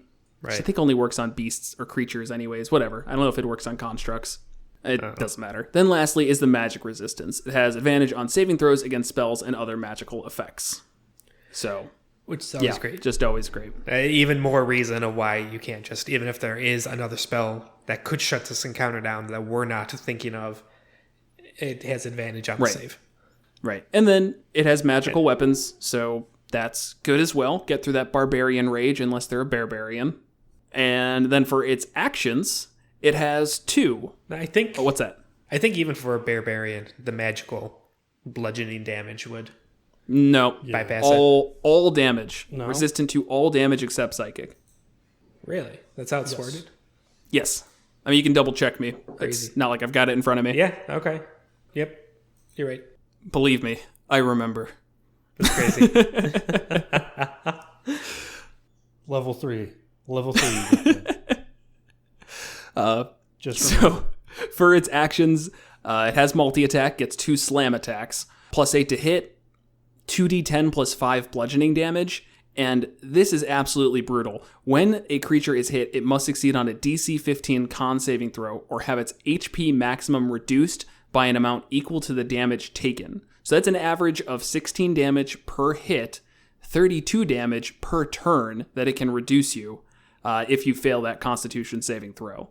And that lasts until it's removed by a greater restoration spell or other magic. Yeah, so that's definitely brutal, and it adds an interesting dynamic to the fight. I don't get what's happening flavor-wise. Right? This is not a Golem thing. Yeah, you're being punched by a clay golem. It's literally, the thing is like a humanoid figure with like a fist going fisticuffs, and it's just like you get punched in the face, and your hit point maximum's reduced. So my thought is this has something to do with the also unexplained acid absorption. Like there's something in the clay, you know? Like I said, this is unexplained. I don't know why, but these are the two things that they don't make sense, and they're not like default Golem things. Yeah, that's a really good question. The only thing I could think of is it just has like innate like absorption, and that but it's not like it's sucking up the HP, it's just reducing you by it. Right. Like I could see acid absorption. I'm not a chemist by any means, but I would think for most acids, clay probably doesn't react. That just kind of like acid on ceramic or something like that. Like it's not exactly clay, but does it restore it? No. To me, that just seems like it wouldn't. But if it's kind of like this porous, magical, like whoosh, sucks it in. But yeah, reducing HP maximum, maybe it goes back to it's the imperfect vessel, and so like there's little cracks and kinks, and so that's life essence that infuses it and animates it is somewhat extending out of the vessel, and so when it hits things, that life essence sucks life out. It's not a bug, that's a feature. I don't know. No, I don't know. I have no. I'm spitballing. No. I'm with you. I don't see any flavor reason for it to have that. It is cool. The dude who wrote this probably was just copying and pasting after a long day and just left it in, and nobody called him. What's an editor? I've done enough things just like that. Just forget it. It's like the editor's like, I'm sure I should understand this. I'm not going to ask questions. Well, then its next thing, as an action, it can haste itself. And this one seems weird to be a full action, but until the end of its next turn, the golem magically gains a +2 bonus to its AC, advantage on dex saving throws, and it can use its slam attack as a bonus action. So it's foregoing a current action to give itself an additional slam attack next turn and a +2 bonus to AC and advantage on dex saving throws. I don't see this thing being smart enough to know when to do that. Yeah, it seems really limiting, especially because you're foregoing 2 attacks. You're foregoing your multi-attack. Right. To then get 1 additional slam attack the next turn and +2 AC. Is that how it works? I know monsters are different. It says it's an action. That's what it says. It's written out. It's not the haste spell. It doesn't say it casts the haste spell. I know. And can use its slam attack. Okay, all right. Yeah, so 1 attack, haste, 1 attack, and the next turn you get 3 attacks. Oh, okay. No, you're right. So if it hastes itself turn 1, it should be able to use a bonus action slam attack. So you're only foregoing 1 attack. Okay. That's a little more true. reasonable. Okay. Yeah, and then you have +2 to... Yeah, okay. So you're getting a net 0 on the amount of attacks over 2 turns, but you are getting the +2 bonus to AC. Yeah, I mean, that's fine. If I'm being honest, though, with a 14 AC, raising that to 16 isn't going to make that much of a difference. I feel like with a challenge rating 9 creature, by that point, you're getting PCs who have a +8 or 9 to hit. So a 14 is not going to be hard to hit. A 16 is not going to be that much harder. It's still, I mean, it doesn't matter unless their plus to hit is equal to the AC or greater. It doesn't matter. It's still the same effect. It's still 10% less chance that they'll hit. That's fair. That's fair. And then the advantage on dex saving throws, which they need because they have -1 to dex. So Yeah, I'll give them that. I do think this is a challenge rating 9 creature that could easily make a really bad fight for a level 7 or 8 party. If you don't have greater restoration and a way to remove that hit point reduction, failing a couple of these con saving throws can absolutely ruin your day. And I would expect a golem to be either in tandem with a final boss fight for a day or whatever length of time, or it being a lead up fight. I don't expect it to be like the final fight of the day, just based on flavor. So to me, I could very easily see a fight going very, very poorly for a party and absolutely ruining them, and they have 0 ways to get rid of it until they get access to Greater Restoration, which is a 5th level spell. So that's going to take a bit. Mm-hmm. I mean, even if you reduce somebody's max HP by, 30, just 30. Let's say it gets 2 attacks that actually cause the party to fail. Our health around level 7 to 8 is 50 to 70, depending on your class. That's ruining you. That's not just bad. Mm-hmm. And if you're like in a dungeon, it can totally decimate your day. That's a lot. So something to keep in mind as a DM, that if they have 0 ways of casting Greater Restoration, you got to be careful with this one and just really be prepared for them to just straight up die. You can just straight up kill somebody in like 2 turns if it focuses all of its slam attacks on one person. All of them hit, it fails the con saving throws. And with that Berserker ability, if it's under that 60, it's not going to stop once somebody's dead. It is going to beat them into a bloody pulp, and that's it. Revivify doesn't work when you're literally missed. Yeah. So that's the Clay Golem. Any other instances where you could think of using this? I feel like we did already talk about that a bit, but like interesting encounter setups maybe? I mean, they live in dungeons, man. And that's fair. And that's good alone, because that's one of the things I like about the Golems is that they live in dungeons is perfectly reasonable compared to if I just say, oh, the goblins and bugbears live in harmony in this dungeon that hasn't been touched for 60 years. That always just feels stupid. Just because it is stupid, and every DM in the world is too lazy to create some impossible ecosystem that allows it. But guess what? Golems are in their natural habitat when they're locked in a dungeon for literally ever. All right, next we have the Flesh Golem. This is the weakest of them, and also the cheapest to make at only 50,000 gold. Just like the Clay Golem, the Flesh Golem is not improper. What was the term you used, Will? Imperfect, thank you. Yes, imperfect material, and so they have kinks and issues. These ones seem to have a bit of a spark of intelligence. The rest of them don't. There's no sign of real life in them other than their movement. These ones, again, have an intelligence of 6, but they're still gonna not act on their own or anything like that. They're essentially Frankenstein's monster. Right. Sewn together, animated with lightning. They move and lurch and odd ways. Yeah, it's not an homage that's trying to hide itself by any means. No. Real creepy. Armor class of 9, hit points of 93, 19 strength, 9 dex, 18 con, 6 intelligence, 10 wisdom, and 5 charisma. So they're a little more charismatic than their clay buddies. They're also the smartest of the golems. Yeah. By a long shot. I mean, the other ones are like 3. They have an actual brain. Right. Like that's what sets them apart. A literal brain. Yeah.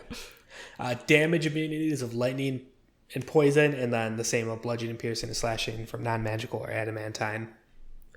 Same condition immunity, same senses, same language. All of their languages are, they can't speak, but they understand the language of its creator. It has the same berserk ability as the clay, but it's 40 hit points or lower. In addition, though, the Golem's creator within 60 feet can attempt to soothe it, talk calmly to it, and makes a DC 15 persuasion check. If it passes, it'll calm them down. The flesh golems also have an aversion to fire, so if it takes fire damage, it has disadvantage on attack rolls. So really just leaning on the Frankenstein story. Right. Same immutable form. This has lightning absorption instead of acid absorption, which is super fitting this time around. There's no questions about why does it do that. Also does have magic resistance and magic weapons. Action's really simple and makes 2 slam attacks on its turn. +7 to hit, 2d8 +4 bludgeoning damage. Yeah. So I expect this... End of list. End of list. It's pretty basic in comparison to the really all the other golems. But I will say that I see this one as less of a sitting in a dungeon, protecting an area for hundreds and hundreds of years, and much more as setting a tone when you meet somebody. If you walk into a room and somebody has a flesh golem next to him, you know that is a crazy scientist. It is established. It is obvious because a normal person is totally fine with having a stone golem walking behind them. That is intimidating. But a normal person is not going to be okay with having a walking flesh monster who can just kind of, I don't know, I don't say it can speak, but it can probably groan, which is really creepy. And nobody would put this together who's sane. So it's setting a very obvious tone right out the gate. Right. I'm going to go ahead and take the moral position of being for scientific progress here and say it's totally fine. Make as many flesh golems as you want. There's no real warning here. I don't see what could go wrong. At least it doesn't say human flesh. It does just say flesh. That's true. I guess you can make, oh God. Yeah. It's humanoid. It doesn't say humanoid flesh? It's in the flavor text. Oh, you're right. That, so You're right. I'd have to look at the flesh golem manual, seeing what that specifically says. Pick a copy of that up. I got about 50,000 gold sitting there. These guys can do chores. So I thought of a really shitty way as a DM to use this thing that I liked a lot. So as the creator of it, you say you get into a fight with it. You would expect it to be a caster of some sort. Let's say it's a wizard, and they cast Storm Sphere, which is a 4th level spell, and it just creates an area that if you're standing in it, you take bludgeoning damage, but more importantly, as a bonus action, you can make a ranged spell attack and do some lightning damage. I think it's like 3d8 damage. I do actually have that up. It is 4d6 lightning damage that you can deal. So it'd be really great where if the creator of this thing was just kind of sicking his flesh golem on the party and then just kept shocking it as a bonus action, giving it 4d6 health every single turn. And once again, just the mental image of that is awesome to me. And it makes for an interesting fight because now the party realizes like, hey, if we just go hard on this flesh golem, it's going to take a lot longer to kill than if we kill the crazy laughing guy in the back. So we should probably start there. It's also worth noting that there is no reason a flesh golem has to be immediately obvious. There are traits that the flesh golem may or may not possess that will kind of give it away. The default is obviously the thematic Frankenstein style that we have come to expect, where it is a lurching, grumbling monstrosity. Right. That's not even remotely what it was in the actual story, but that's what we all think. He was like really smart. Kind of what they illustrate. He was really smart. Yeah, Frankenstein's monster was a brilliant thing that brought up the moral implications of its own existence. It was also like incredibly dexterous, but in some campaigns, official Wizards of the Coast ones, you will find that the bad guy will have servants that are flesh golems of various stature, like various qualities. Like the better you are at making golems, the less you can adjust the stat block. It may be able to speak even. Who knows? Yeah. So you can create interesting monstrosities that way. Yeah, it would definitely be a great starting point if you wanted to do a straight Frankenstein's monster and wanted to stay true to the original creation, just as you said. Let it speak, bump that intelligence up to like 14 because it's like really smart for some reason. And yeah, whatever you want to do just to balance it out. Yeah. And it's terrifying. Yeah. just real fucking creepy. This is a spooky book, dude. Not just Frankenstein, I mean the flesh golem. But yes, the book was too. I mean, the entire concept of just like taking a bunch of dead bodies, sewing them up together, shocking with lightning, and then whoa. Well, I don't think they didn't use the lightning in the book either. No. It's all made up. We just like our entire cultural perception of everything has been warped by television and film. I forget what, like something specifically got popular that was a Frankenstein media that did all of these changes that ruined Frankenstein, but I don't care anymore. I read the book in like 12th grade and I was like, holy shit, this is actually really good and everything has been wrong. And then I've since pushed it all out of my mind. He's green and has bolts in his neck.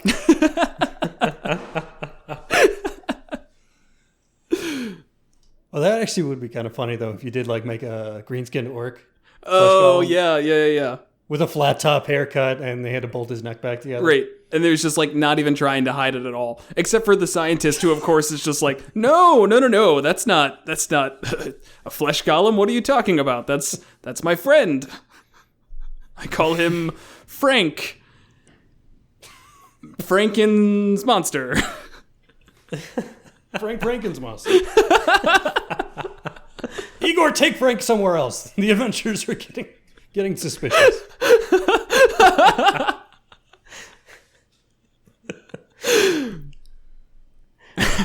All right. Anything else on the flesh column? No, not particularly. All right. Yeah, next on then is Stone Golem. Basically an upgraded clay. This is challenge rating 10, so it's 1 challenge rating higher. Armor class 17.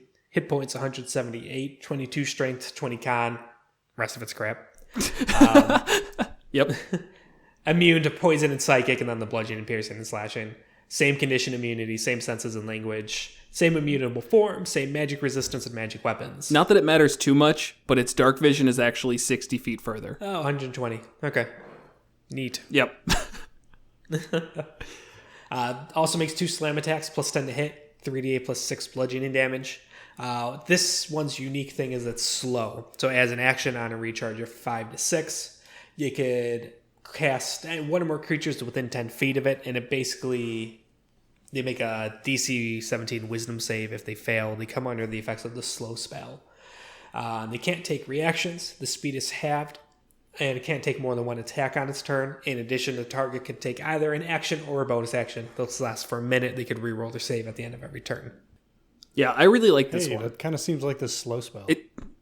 Thank you for showing up, Will. We really appreciate your commentary. Seems like the opposite of haste. I wonder if there are spell equivalents. What I like about this a lot is that it doesn't have a stipulation where if you succeed, it can't happen again. So this can really shut down martial characters and just kick them right in the ass. Yeah, the slow spells, nasty stuff. Definitely. Otherwise, I find this to be a very boring one. Because at least the clay golem has all that acid absorption stuff, and I feel like there's like interesting ways to set that up. This feels like you're getting what you see. It's a stone golem, and the slow ability is really cool. Yeah, but this is one I think you would need to fight it with other stuff because it's its entire action to do the slow spell. Right. So it's like you need to do that. I mean, you could just fight a bunch of stone golems. Like you walk into a room, it's full of statues. The statues start moving. Roll initiative. Right. And you guys actually did do that absolutely forever ago. I'm pretty sure it was stone golems. I don't remember using that slow ability, though. So maybe not. But it was when you guys were in that magical zoo in the sky. Yeah, there's a lot of different monster stat blocks that essentially come back to animated statues. Yeah, so I don't know if I did animated statues or there's stone animated golems. armor. There's the ones where they like petrify you. And there's like 7 different variations on this, so... Yeah. So, I mean, it works. It definitely does. As multiple stone golems is probably your best bet for this one. I think it's still going to be a good, memorable fight. I just think it's my least favorite of the golems. If it's just stone golems, it's kind of a boring fight. Because they have armor class of 17, so somewhat hard to hit, a bunch of hit points, and immunities to a lot of different damage types. And then you get slowed, so it even slows down your ability to do damage when you can. So but then all it does to you is just punch you back. Yeah. It's going to feel like a slog. for sure. You're right. Yeah. But if it's one golem of many, now it feels interesting. So I'm with you. I think this one by itself would not be that fun. I could even see a stone golem and like a couple of clay golems, where it's like, oh, I couldn't afford all the stone golems, so here you go. I got a couple of clays, and that makes it a little more interesting to me. Or you 2 stone golems and the caster who made them. Whatever. Yeah, I mean, there's Yeah. however you want to set it up. That'd be good too. But the fact that The Nagpa could probably make a bunch of golems. oh boy, The Nekpa's probably made hundreds of thousands of golems over the years. Right. that's the one who's just giving it to random adventurers, or not even adventurers, just like bandits. Here you go. Take a How the fuck are they paying for all these golems? Nagpa investors. Bro. right, because the bandits get like a big head. They're like, we can do anything. We got an iron golem with us, and they just bring it into towns and have the iron golem just wipe it out. That's this world's version of venture capital is Nagpa's paying low-level bandit squads money for no reason. They had a really good adventure idea. We got to scale up your business, bro. Got to get a couple iron golems in there. we make 5 gold a month at best. Waylaying travelers on the road. I don't see how this pay off. Don't worry, bro. We're just gonna get you more roads. Bring startup mentality into your D&D games. Nagpa, but he's a startup, bro. In like Oklahoma, though, so it's just like, this is a horrible place for you to do this. Nah, man. New Silicon Valley, Omaha. All right, last one here is the Iron Golem. So this is the I biggest. don't know how I slept on these. I don't know either. We've never, I don't think, fought one once. No. I don't. I mean, they're super fucking hard to fight. Challenge rating Yeah. 16 will do that. So armor class of 20, HP of 210, speed of 30. Its stats are strength 24, 9 dex like usual, 20 con, 3 intelligence, 11 wisdom, 1 charisma. For the immunities, same as usual, but fire instead of the other elemental one. So fire, poison, psychic, and then bludgeoning, piercing, slashing. Same condition immunities, same senses, same language. But it gets a fire absorption ability instead of lightning or acid. And this is where, to some extent, I really do question stone not having one, is because with the clay, we're like, oh, well, you know, it was maybe a bug that it absorbs acid or whatever. This one, it's a little bit harder to say because it's the best and it absorbs fire. Right. So when subjected to fire damage, it regains that HP instead of losing it. Skipping ahead to its actions, because literally everything else is the same. I'm not going to keep saying it. It gets a slam attack, plus 13 to hit, 3d8 plus 7 damage, and then a sword attack, which is plus 13 to hit, reach of 10, and does 3d10 plus 7 damage. I can't think of a single reason to ever use the slam instead of the sword, because the sword just does more damage. I think it's there just because all of them have a slam, and it's like if for whatever reason it's not given a sword or loses its sword, it could still. Sure, I'm good with that. And then it has a poison breath. So the golem exhales poisonous gas in a 15-foot cone. Each creature in the area must make a DC 19 Constitution saving throw, or take 10d8 poison damage on a fail, or half as much on a success. Absolutely It's a killer. recharge of 6. Say that again? Recharge is 6. Yes. You can't Yeah, so do it every time, but yeah. that's 45 damage on average that it can just pump out, which officially is actually less than the sword multi-attacking it, but obviously you can hit multiple creatures with the poison breath. Right. Yeah, no, this thing's, like I said, I don't know how I slept on it. Like, I knew iron golems were a thing, and I never, like, really looked at it. I guess I assumed it was probably, like, an 11 or 12 challenge rating, but at 16, pretty this is, like, this is high-level stuff. Right. And interestingly, I think this is one where you might actually get the party with the fire absorption. The other ones, less so. I'm not going to randomly cast a lightning spell at a Frankenstein's monster. Something in like my gut would just tell me not to do that. But an iron golem, I feel like I'd almost go to fire specifically, thinking, oh, we got to, heat up the metal and like make it weaker or something. So I could see a party member using heat metal on this, and then that just blowing up in their face. Right. And That would be the worst thing ever. oh god. Well, at least he has a disadvantage. No, he does not. He's just getting healed Right. around. You stupid idiot. Right. Yeah, and out of the elemental damage types, fire is by far the most common. Yep. And the That's a most lot of common people's AoE. default. You know, What? a lot of like, oh, my cantrip is going to be Firebolt, for instance. Right. So, Right. you know, that is the first thing you reach every battle. It's like, I'm going to do a fire spell. Right. And just even to test the Right. waters. And, oh, sorry, you just gave it, at this level, you're probably going to be level 11 or so. So, like, 3d10 healing. Whoops. Right. And it's also really, really easy as the dungeon master to make it clear what's happening. It's like, oh, you hit him with a burning hands for some bizarre reason. You're still casting that at this level. And all the dents that Barbarian put in him pop out like, car dents. Yeah. He looks better. Way Right. to go. At least he didn't do real damage. Thanks for that, I guess. And fire is also the type of thing where it's very easy to imagine an environment set up where that's around, like acid always pouring in or lightning coming from the ground a little or tough. ceilings or whatever. Yeah, fire turrets popping out of the walls within the dungeon of a wizard who can afford an iron golem is not that crazy. Or literally just set the room on fire. Right. It's It's just a wood room. You set it on fire. when you say it's not that crazy, I would almost go with the opposite, where it's expected. Like you Right. should be. If you're a wizard and you're like, I'm gonna make an iron golem, you're like, well, I'm not gonna splurge on the fire turrets though. Yes, you are. You are getting those fire turrets. Right. Or the casters there with them, they could be dropping fireballs on the party and the iron Yep. golem.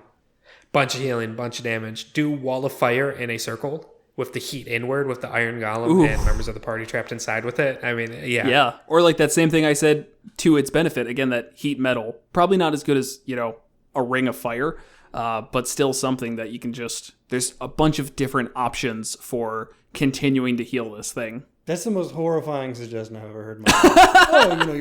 You just trap all your players inside a wall of fire with an iron golem. Why not make it like 5 iron golems and unlimited rings of fire? Fuck it. I don't see why we have to stop anywhere. You're level the thing is 5, you guys. can- I don't get why you're struggling with this. The party could leave the ring of fire. They'll take damage, but with damage. More importantly, Yeah. this is the type of challenge you throw at a high level party. And that's what's good about it. I mean, how often can you actually look at a stat block and just go, oh yeah, that would even challenge a level 20 party? Or like they're going to burn their 9th level spell to just like wish this iron golem away. I mean, that'd be a real kick in the ass to just leave this for a while. So This is also is a little bit deceptive, I think. Not even really a spoiler, but they are in Strahd. They are in that campaign. iron golems? And there's 2 of them. Yeah, 2 of them in a room. So 2 iron golems. And you're like, okay, animated statues, right? The goal is the party needs to learn that they are not animated statues. And that becomes pretty fucking clear really fast. Right.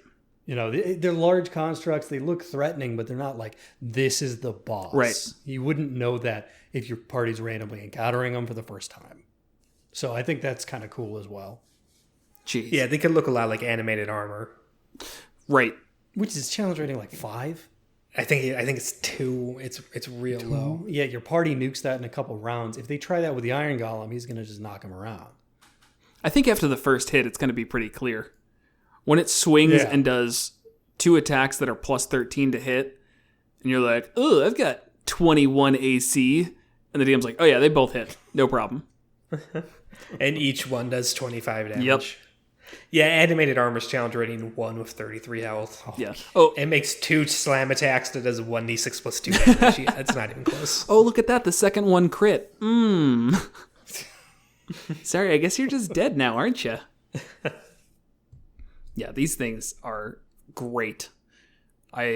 Now, that said, one of the things that I'm noticing right away is that -5 on charisma. Any situation where you can banish this thing, besides the magic resistance, is going to just ruin this. I mean, if we're talking... Sort of. I mean, Go ahead. it'll come back. It's not permanently. It's not native to another plane. That's true. So That's very true. you're still gonna... I guess you could just... Depending on the setup, if you could just leave the room. Right. But like when we're talking about a scenario where the wizard is there too. Because again, I don't usually expect this one to just be left alone forever, but it could be. But it's with the creator or 5 other golems, it doesn't matter. Kill the party. Then you still have to hold concentration for a minute. And even then, once it's up, it's back and you have to deal with it. It could be a good way to just like, we'll deal with you later when we can like focus you out. It's good crowd control in a multi-baddie fight. Yes. And I would definitely recommend that. Would not be a waste of a concentration for the whoever who has banishment. No. But unfortunately, unfortunately for the party, if you're fighting with the magic user who created the golem, they're going to recognize that and know to target that wizard and break concentration. Yep. Magic missiles coming your way. Got like 6 of them. Oh, yeah. Yeah, I never really thought about that with magic missiles. That's a really good concentration buster. Yes. So, and they'd obviously have that. I mean, that'd be stupid otherwise. Now, where does the poison breath come from? It's just dope. I kind of get this mechanical vibe. Like, that's also why fire absorbs it. If you look at the picture, its eyes and its like helmet are glowing red as if there's this internal combustion happening. And so that's kind of where I would get the poison So do you from. gotta like... It's exhaust, basically. You gotta gas up your iron golem every once in a while? Oh yeah, top that bad boy This off. baby gets a quarter mile to the gallon.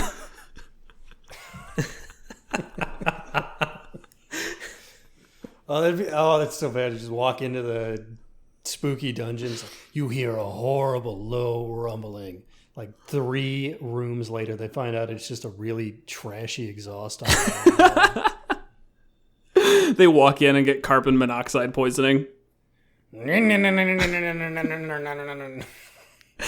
also now like the idea of making your iron golem electric. It's like, oh yeah, I upgraded. It's a hybrid. Oh, and when you kill it, it explodes. That'd be awesome. Yes. That would be mildly cool if you... I don't think I've ever seen this on a D&D monster of giving it a weak point, because that normally doesn't work out too well. But I would try putting something in, just like giving it a... I don't know what campaign I'd do this in. This is just silly, but just like giving it a gas tank that you can aim for and like having it run out of gas if the party was like way underleveled for this. Or quite literally an exhaust pipe they could shove a potato in. Back it up. Right. Yeah. For the sillier games. Good thing I always carry this potato with me. All right. Any other thoughts on golems? I do not, but I love them. These are great. Yeah. And I know I've used them before. You should give your party golems. Do not give your party golems. Don't listen to him. No, it'd be great, dude. Just like 12 of them. Fuck it. Will, this is why you're not allowed to be a DM. Yeah, because people would have too much fun and never go back to your dumb games.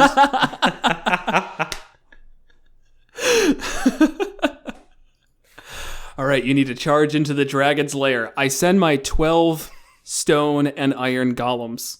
You want me to just roll that all now, or do you want to actually go through this? Combat just gets in the way of fun, man. Fuck it.